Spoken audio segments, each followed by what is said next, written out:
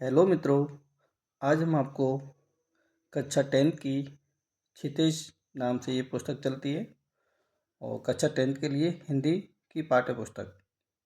Okay मित्रों, ये 10th class में चलती है। अब हम इस बुक के बारे में बताएंगे। ये आपके RPSC first grade, second grade, KVS, NVS और डीएसपी, टीजीटी, पीजीटी के लिए किस तरह से उपयोगी होगी, इसके बारे में हम आपको बताते हैं। तो चलो चलते हैं हम। तो ये देखो, क्षितिज नाम से बुक है ना, इसका भाग 2 है ये। ओके, ये राजकीय विद्यालयों में निःशुल्क वितरण हेतु यानी गवर्नमेंट स्कूलों में चलती है और प्राइवेट सभी में चलती है, लेकिन किसी बच्चे से लिए ही गवर्नमेंट स्कूल पढ़ता है। देखो, एनसीईआरटी नई दिल्ली द्वारा प्रकाश मान्यता प्राप्त और आज माध्यमिक शिक्षा बोर्ड राजस्थान अजमेर द्वारा भी संचालित है, यानी ये राजस्थान के स्कूलों में भी चलती है।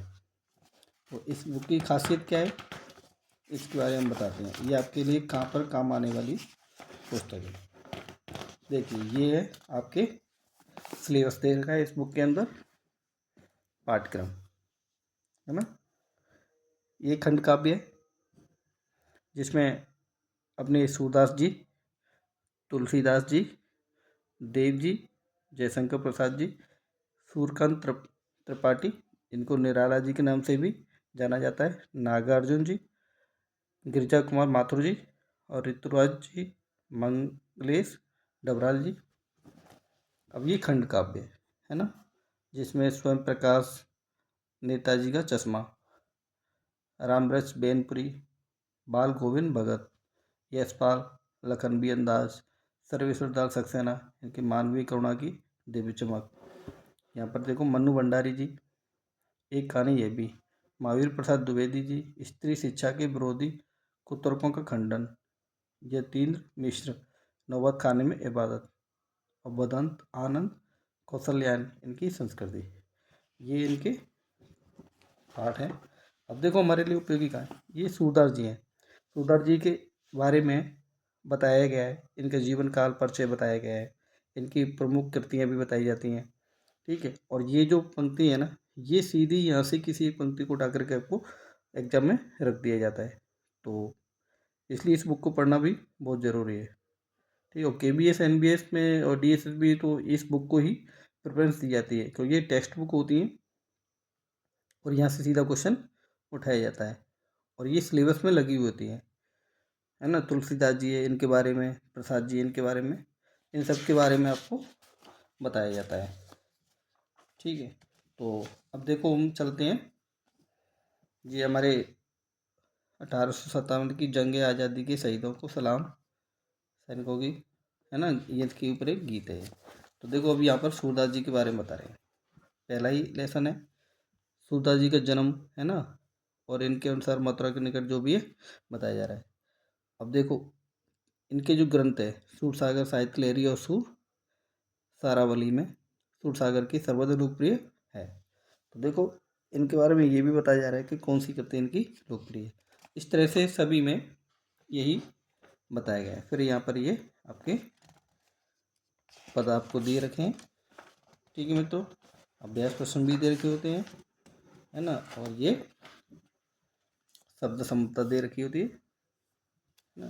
इस तरह से ये बुक बहुत ही उपयोगी। अब यहाँ पर देखो, सेकंड तुलसीदास जी है। तुलसीदास जी के, इनका जन्म कहाँ से ये बिलोंग करते हैं, इसके बारे में ये दे रखा है ना। राम भक्ति परंपरा में तुलसी अतुलनीय है। रामचरितमानस कवि की अनन्य राम भक्ति और उनके सृजनात्मक कौशल का मनोरम उदाहरण दे रखा है। ये देखो, इनके बारे में बताया गया है। रामचरितमानस भी इन्होंने द्वारा लिखा गया है। मानस के अलावा कवितावली, गीतावली, दोहावली, कृष्ण गीतावली, विनय पत्रिका आदि इनकी प्रमुख रचनाएं।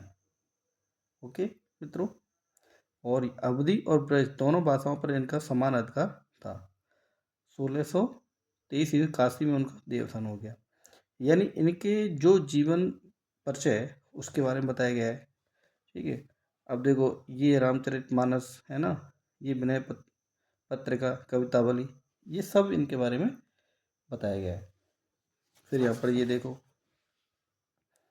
ये अंश रामचरितमानस के बालकांड से लिया गया है। सीता स्वयंवर राम द्वारा शिव धनुष भंग के बाद मुनि परशुराम को जब ये समाचार मिला तो वे क्रोधित होकर वहाँ आते हैं। यानी इनकी जो कथा है ना उसके बारे में यहाँ पर समरी दे रखी है।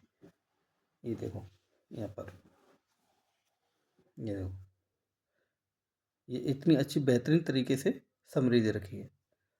तो मित्रों ये बुक बहुत ही बेहतरीन है और इस बुक को पढ़ करके आपकी समझ विकसित होती है। अब देखो ये पाठ, मानवीय करुणा की दिव्य चमक।